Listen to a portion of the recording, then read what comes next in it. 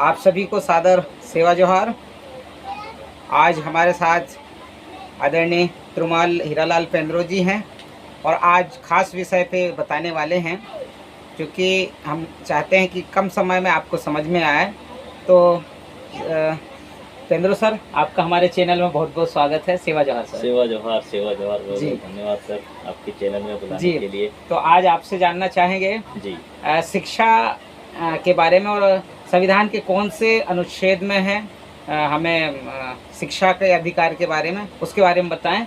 जी जी जी, बहुत बहुत धन्यवाद वाडिया सर। और क्या क्या उसमें ऐसी हमें अधिकार प्राप्त है, पूरा विस्तृत। जी जी जी, आपका जो प्रश्न है बहुत ही महत्वपूर्ण है। शिक्षा की जब हम बात करते हैं तो संविधान में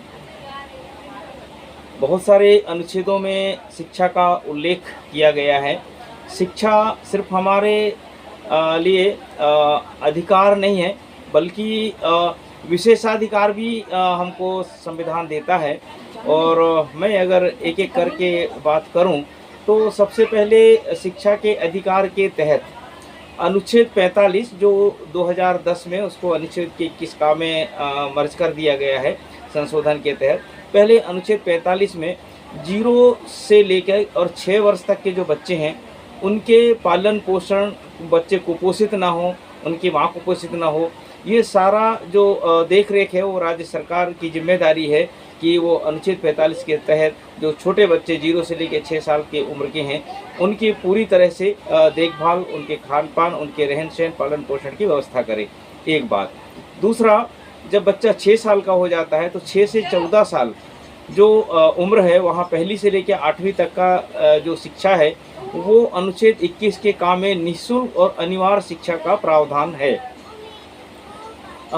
इसके अलावा मैं अगर उसके आगे की बात करूं तो अनुच्छेद 15(4) और 15(5) इसमें आगे की जो पढ़ाई है वो पढ़ाई का पूरा व्यवस्था है। रहन सहन, जैसे बच्चे हॉस्टल में रहेंगे, वहाँ पर रह के और उच्च शिक्षा ग्रहण करेंगे, वो सारा प्रावधान है जो इसको हम हायर एजुकेशन बोलते हैं। 9th से लेके 12th तक और उधर पोस्ट ग्रेजुएशन तक की जो पढ़ाई है उसमें विशेष पढ़ाई भी, जहां हम IIT और IIM की बात, मतलब हायर एजुकेशन समझ लीजिए, ये अनुच्छेद 15(4) और 15(5) में विशेष व्यवस्था है।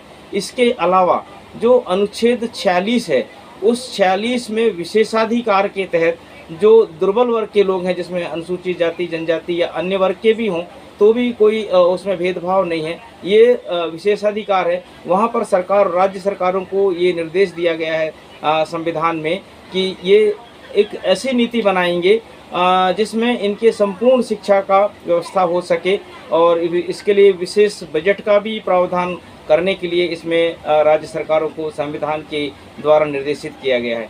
तो ये मुख्य रूप से ये जो संविधान के अनुच्छेदों की भी मैंने बात की, अनुच्छेद 45, अनुच्छेद 21 का, अनुच्छेद 15(4), अनुच्छेद 15(5), अनुच्छेद 46, इन अनुच्छेदों के तहत पढ़ाई की जो व्यवस्था है 8वीं तक निःशुल्क शिक्षा अनुच्छेद 21 में, और हायर एजुकेशन के लिए 15(4) और 15(5) में व्यवस्था है।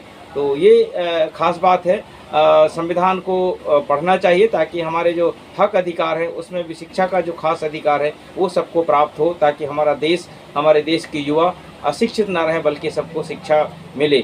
ये कभी कभी बड़ी दिक्कत होती है, सोचते हैं, हम देश की स्थिति देखते हैं कि हमारा जो संविधान है 26 जनवरी 1950 से लागू हुआ है और अभी 75 साल पूरे हो गए।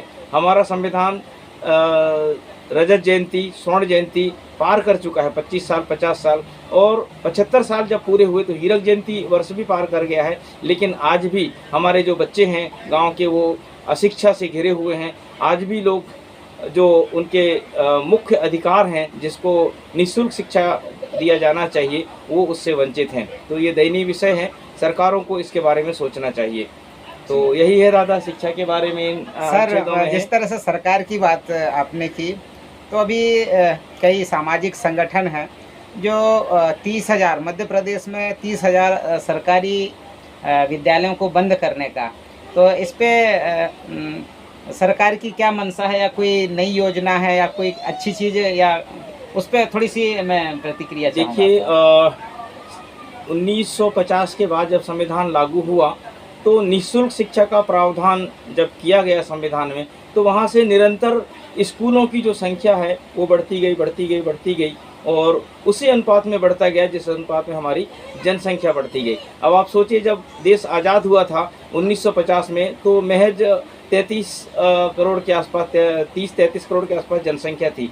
आज विगत 75 वर्षों में हमारी जो देश की जनसंख्या है वो 145 करोड़ के आसपास हो गया। 150 भी कहते हैं, जनगणना होगा 2026-27 में तो एग्जैक्ट स्थिति हमारे पास आएगी। कहते हैं कि हमारे जितने भी यहाँ पर लोग हैं उसमें 30% जो हैं वो बच्चों की संख्या है।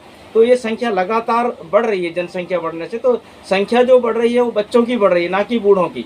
तो जब बच्चों की संख्या बढ़ रही है, उनको ही पढ़ाना है तो स्कूल कम कैसे हो सकते हैं? इन स्कूलों को बढ़ाना चाहिए। अगर सरकार 30,000 स्कूलें अगर बंद कर रही है तो ये सर्वसर उन बच्चों से शिक्षा को छीना जा रहा है, ये गलत बात है। बच्चों को शिक्षा देने के लिए स्कूलों की संख्या को बढ़ानी चाहिए और अच्छे से अच्छा स्कूल शिक्षा जो है वो देनी चाहिए, एकीकृत ऐसी शिक्षा देनी चाहिए, सामान्य रूप से एक जैसा शिक्षा का प्रावधान हो। अलग अलग जो स्टेट गवर्नमेंट के शिक्षा का अलग सिलेबस है, ICIC का अलग है, CBSE का अलग है, ये अलग अलग नहीं हो बल्कि एक जैसा शिक्षा अगर हो तो जब कंपटीशन एग्ज़ाम की बात आती है, हमारे बच्चे जब MPPSC या UPPSC या किसी भी स्टेट का PSC का एग्ज़ाम जब फाइट करते हैं तो वहाँ पर उनको दिक्कतों का सामना ना करना पड़े। इसलिए अगर CBSE का कोर्स चलाया जा रहा है, क्वेश्चन उससे ज़्यादा आते हैं, तो CBSE के कोर्स को ही पूरे देश में एक रूपता के साथ अगर चलाया जाए तो बहुत अच्छा इसका रिजल्ट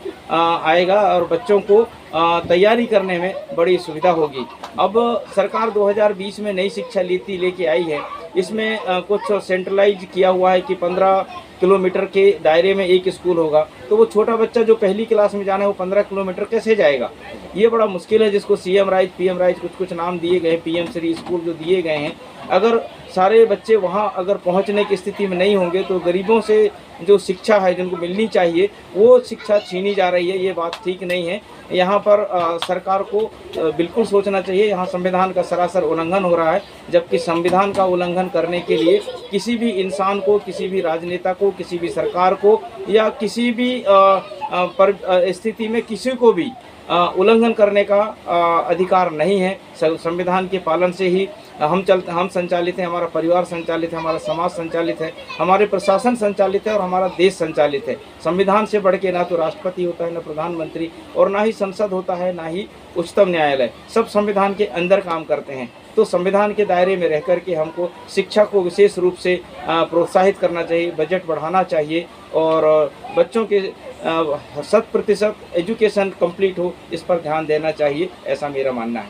तो चलिए सर, आपने शिक्षा से संबंधित जो विशेष अधिकार हमें संविधान में मिले हुए हैं उसके बारे में बड़े ही अच्छे ढंग से बताए। जी जी। और निश्चित ही हमारे दर्शकों को आपकी बातें समझ में आएगी और इसके लिए वो जागरूक होंगे और इसके लिए आपका बहुत बहुत धन्यवाद। सादर सेवा बहुत धन्यवाद। एक अनुच्छेद इसमें और आता है जिसको मैं बताना भूल गया, वो है अनुच्छेद 51 के का जो लास्ट अनुच्छेद टा है, उसमें ये कहा गया है कि पालकों को भी जिम्मेदारी दी गई है कि अपने जो पाल्य हैं, जैसे किसी के माता पिता हैं या माता पिता नहीं हैं तो उनके जो पेरेंट्स हैं जो भी हैं उनके, तो उन पाल्य को भी जिम्मेदारी दी गई कि अपने बच्चों को स्कूल तक ज़रूर भेजें। 14 साल तक के बच्चों को उनका जो अधिकार है वो ज़रूर मिले। इस बात की भी जिम्मेदारी हमारा संविधान के अनुच्छेद 51 का देता है।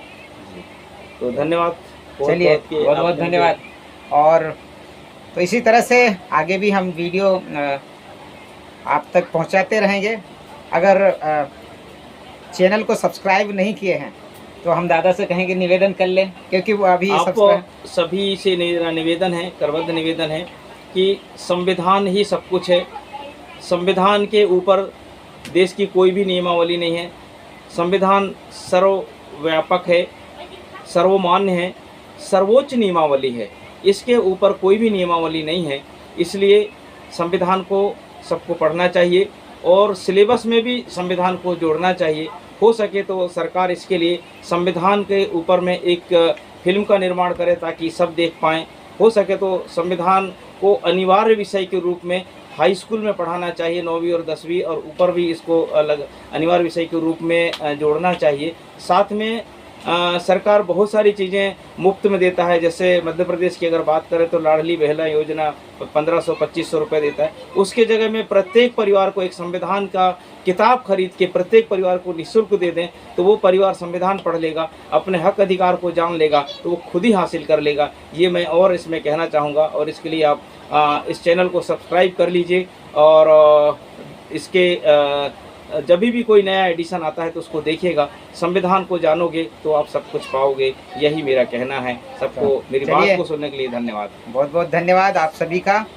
अगर वीडियो अच्छा लगे तो वीडियो को लाइक करें और शेयर भी जरूर कीजिए। हाँ, प्रतिक्रिया दें और किस तरह से वीडियो चाहते हैं और उसको शेयर जरूर कीजिए। और जिस तरह से पेंद्रो सर ने कहा कि चैनल को सब्सक्राइब करें, क्योंकि आप लोग अगर सपोर्ट करेंगे तो और अच्छी अच्छी वीडियो हम डालने का इसमें हमें प्रोत्साहन मिलेगा।